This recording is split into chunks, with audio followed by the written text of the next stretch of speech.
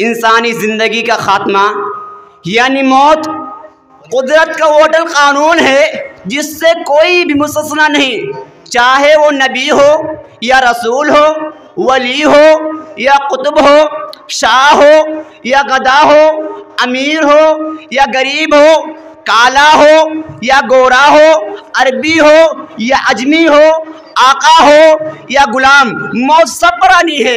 अल्लाह रब्बुल आलमीन ने कुरान मजीद के अंदर इरशाद फरमाया कि कुल्लु नफ्सिन ज़ाइक़तुल मौत, हर नफ्स को मौत का मज़ा चखना है। इंसानी ज़िंदगी का ख़ात्मा यानी मौत कुदरत का अटल क़ानून है। इंसान के चलती फिरती और हंसती गाती ज़िंदगी अल्लाह रब्बुल आलमीन की अमानत है, मगर अमानत का मालिक वो नहीं होता है जिसके पास अमानत है। मसलन अगर मैं लिखने के लिए किसी से कलम मांग लूँ, किसी से पेन मांग लूँ, अगर वो कलम पेन मेरे पास है तो चाहे मैं उससे हिंदी लिखूं या उर्दू लिखूं या अंग्रेज़ी लिखूं या कुछ भी लिखूं, मगर मैं कलम का मालिक नहीं रहूँगा। कलम का मालिक वो है जिसकी वो चीज़ ही जब वो मुझसे चाहेगा वापस ले लेगा, जब वो मुझसे चाहेगा मांग लेगा। यही हाल ज़िंदगी का भी है। आए दिन इस जिंदा हकीकत का मुशाहदा करते रहते हैं कि जो लोग चेतरे पहनकर ज़िंदगी गुजारते हैं मौत उन्हें भी आती है। जो लोग शहाना लिबास पहनकर इंतहाई ठाट बाट की ज़िंदगी गुजारते हैं मौत उन्हें भी आती है। और जो लोग फुटपाथों पर लेटकर अपनी रातें काटते हैं मौत उन्हें भी आती है। और जो लोग फर्श मखमल पर रहने वालों को, सोने वालों को जो वो ज़िंदगी गुजारते हैं उस पर सोकर मौत उन्हें भी आती है। और जो लोग अपने इलाज के लिए चंद सिक्के खर्च करने की इस्तिताअत नहीं रखते, ताकत नहीं रखते, मौत उन्हें भी आती है। और जो लोग अपने सेहत व शिफा हासिल करने के लिए, तंदुरुस्ती के लिए तिजोरियों का मुँह खोल देते हैं, यानी इतना पैसा खर्च कर डालते हैं, फिर भी मौत उन्हें नहीं छोड़ती, उन्हें दबोच लेती है। मौत का खौफ जितना हमारे अंदर होगा उतना ही हमारे अंदर तक़वा होगा।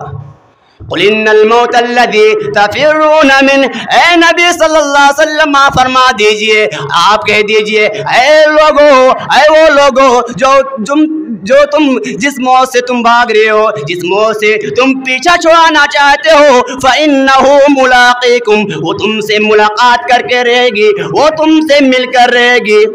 इंसान अपनी अजमत का महल तामीर करता है, मगर मौत उसके बनाए हुए महल को तिनकों की तरह उड़ा कर ये सबक देती है कि आदमी को, इंसान को इस दुनिया में कोई कुदरत हासिल नहीं। इंसान मौजूदा दुनिया में अपने आर्ज़ुओं के बाग उगाना चाहता है, मगर मौत उसके मंसूबों को बर्बाद करके ये सबक देती है कि अपने लिए दूसरी दुनिया तलाश करो, क्योंकि मौजूदा दुनिया में तुम्हारे आर्ज़ुओं की तकमील नामुमकिन है।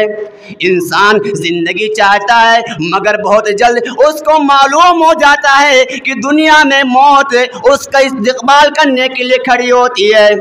ऐन उस वक्त जब वो अपने तरक्की के उरूज पर पहुंच चुका होता है, मौत उसकी कामयाबियों के दरमियान हाल हो जाती है। इंसान अपने बच्चों की मुस्तकबिल की खातिर अपना सब कुछ लुटा देता है, इससे पहले कि अपने बच्चों की मुस्तकबिल के देख कर खुश हो, खुद ही अपने मुस्तकबिल की तरफ हाँक दिया जाता है।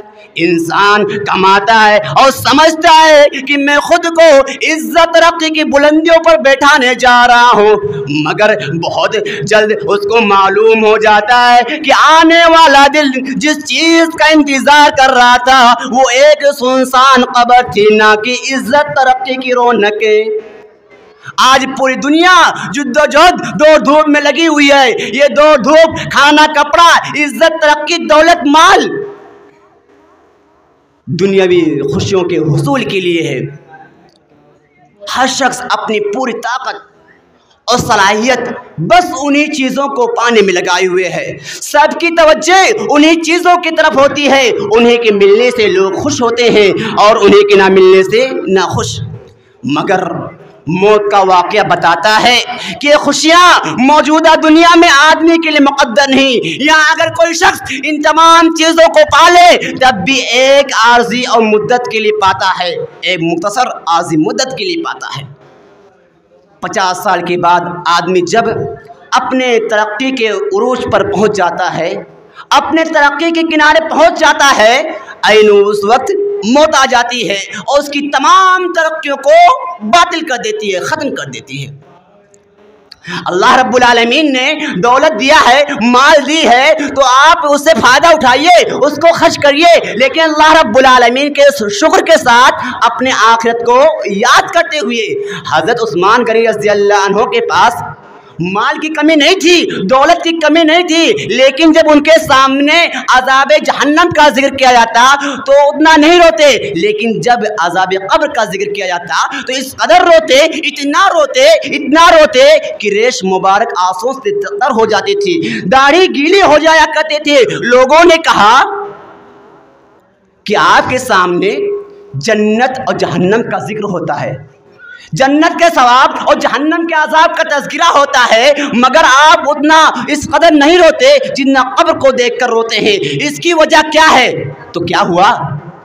हज़रत उस्मान गनी रज़ियल्लाहु अन्हु ने फरमाया कि इन्नल क़ब्र अव्वलु मंज़िलिन मिन मनाज़िलिल आखिरा फ़इन नजा मिन्हु फ़मा बअदु अयसरु मिन्हु व इन लम युनजा मिन्हु फ़मा बअदु अशद्दु मिन्हु, कि कब्र आखिरत की मंजिलों में सबसे पहली मंजिल है। अगर जो इससे कामयाब हो गया, इससे निजात मिल गई, तो उसके बाद वाली मंजिलें भी आसान होंगी। अगर इससे जो फंस गया, इससे निजात ना मिली, तो उसके बाद वाली मंजिलें और ज़्यादा सख्त होंगी। हज़रत उस्मान गनी रज़ियल्लाहु अन्हु फरमाते हैं कि रसूलुल्लाह सल्लल्लाहु अलैहि वसल्लम ने इरशाद फरमाया, मा राइतु मंज़र क़त्तु इल्ला वल क़ब्रु अफ़ज़अ मिन, कि मैंने कब्र से ज़्यादा खौफनाक कोई मंज़र नहीं देखा। इतना कब्र का खौफनाक मंजर है। हज़रत अस्मा बिनते अबी बकर रज़ियल्लाहु अन्हा फरमाती हैं कि एक बार रसूलुल्लाह सल्लल्लाहु अलैहि वसल्लम अपने खुतबे में फितने कब्र का जिक्र किया, इस तरह बयान किया कि लोग दहाड़े मार मार कर रोने लगे। इस कदर को रहम बरपा हुआ कि मैं बात नहीं समझ सकी कि क्या मामला है।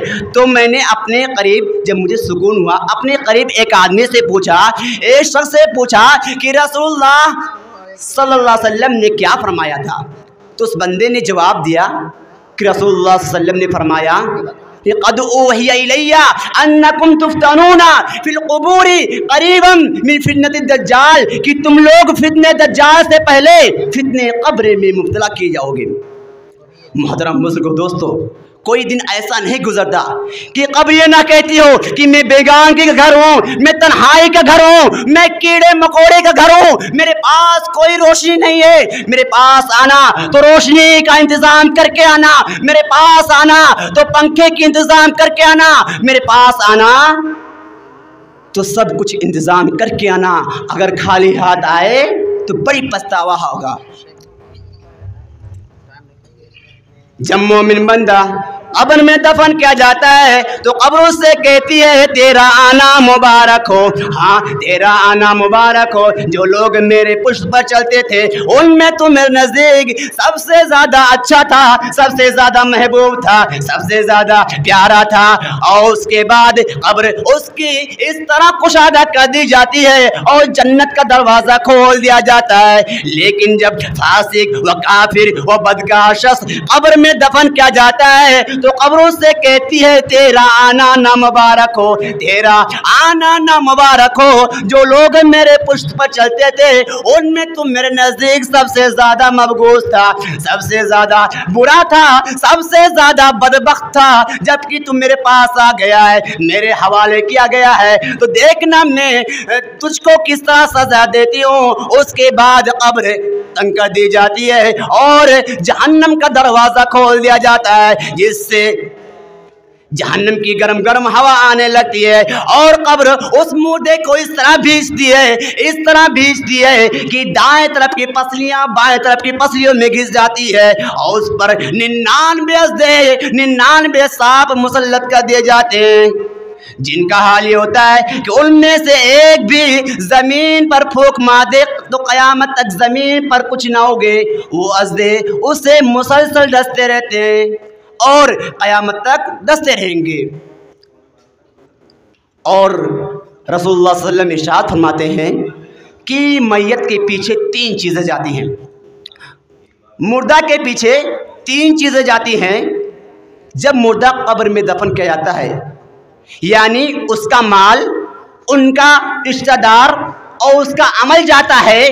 माल और रिश्तेदार वापस चले आते हैं और अमल उसके साथ रहता है। मोहतरम बुजुर्गों, दोस्तों, सोचने का मकाम है वो अमल जो कब्र की कठिन घड़ी में काम आने वाला है, वो हमारे पास कितना है। वो आल औलाद जो उस मुश्किल वक्त में हमारा साथ छोड़ देंगे, हम उसको हासिल करने के लिए कितने फिक्रमंद हैं। जमा करने की क्या चीज़ है और जमा हम क्या कर रहे हैं, हासिल करने की क्या चीज़ है और हासिल हम क्या कर रहे हैं। अल्लाह रब्बुल आलमीन ने हमें किस लिए पैदा फरमाया और हम क्या कर रहे हैं। वमा खलक़्तुल जिन्ना वल इंसा इल्ला लियअबुदून, हमने जिन्नों और इंसानों को सिर्फ अपनी इबादत के लिए पैदा किया है।